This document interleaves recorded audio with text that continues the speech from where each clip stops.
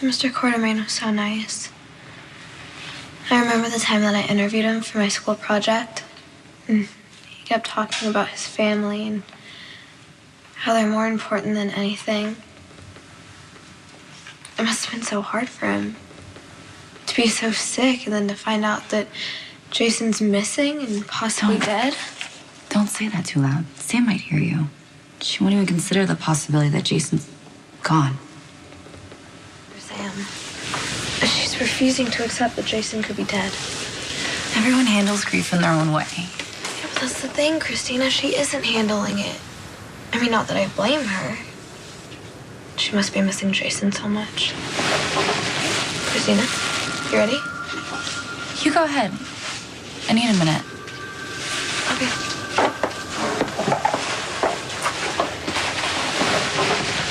Excuse me.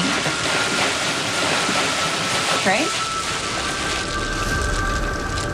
Kristina, what are you doing here? I was at Edward Quartermain's funeral. What are you doing here? Do you work here? The pastor, he lets me sleep in the basement in exchange for my excellent custodial services. So you're living here too? Yeah, well, you know, Max, he kicked me out of the apartment, which is fine because I really couldn't afford to pay rent, so... But Trey, this isn't even an actual... No, it's fine. I mean, it's fine. At least let me buy you lunch. No, they feed me here too. Don't worry about it. Please. I'm dying for a Kelly's burger and can't eat the whole thing myself. Yeah, you never could. And if you're not with me, I'll go to waste. And you really want that in your conscience while you're seeking shelter in the house of the Lord? Come on. I just finished something. What? I just finished a novel. Oh, no, it's my sister. Please don't say anything. She doesn't know about you, no right? one does. It's a secret. Okay. Hey. Hi. I see you two have finally met. We have. Trey, I haven't seen you since you got evicted. Where'd you end up? Trey's got a great new place. High ceilings, classic architecture. Only downside is he has to share it with some other guys. What she said. I knew you would land on your feet. Well, we'll leave you to your internet surfing and my face updates. It was good seeing you, Star. Yeah. Classic architecture, really? Did I lie? Trey, why didn't you call me?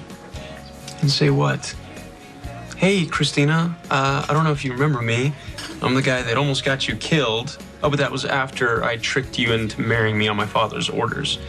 So anyway, just wondering if you had any rent-free housing available. What do you say? I'd say after you tried to help my dad commit Connie, even though he hates you and she abandoned you at birth, I'll see what I can do. Yeah, me helping your dad commit Connie. That was a blazing success, wasn't it?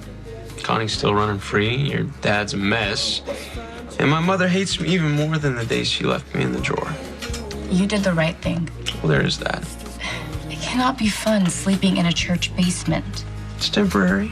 And that means you must have a plan. So tell me, what are you gonna do next? Really generous of you to try to make this okay for me. But it just keeps getting worse. It looks like my dad might have been working with Jerry Jacks to poison the water supply. Are you sure? I don't know. I mean, Tracy Quartermain said that my father gave her a dose of the anti-serum that he was supposed to take himself. And the cops say that the only way he could have even gotten that is from Jerry Jacks. But that doesn't make sense. Why would your dad give up his only chance of survival? No. Your dad had a thing for Tracy Q? And he saved her life? Go figure. Okay. Molly, what are you doing? I was just getting to the part where Hank was all aloof again after his camping trip with Kristina. Why would you take it away? Did you just hear my name? No, you didn't. What's going on? I was helping Molly with her biology project. Really? That's like saying Michael Phelps needs help swimming. I was a bio major, so I was just giving her my collegiate perspective on her genealogy project, which I loved, by the way. It's brilliant. Uh-huh. Can I borrow your ketchup? Oh, yeah, sure. Just keep it. Thanks. after you're done drowning those fries, what are you gonna do for the rest of your life? Look, Kristina, the only reason I even came to Port Charles was to make Mob Princess with you. That's done. Now my dad's gone.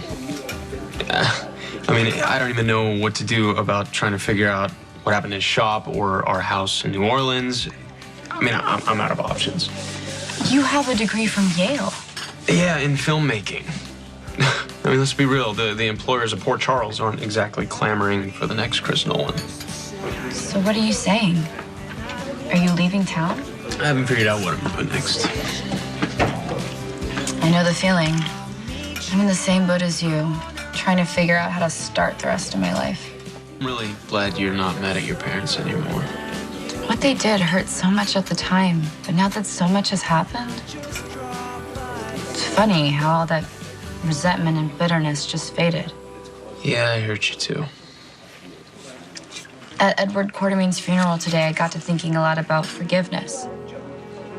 You know, being angry all the time, holding a grudge, hanging on to all the pain, it's just so much work.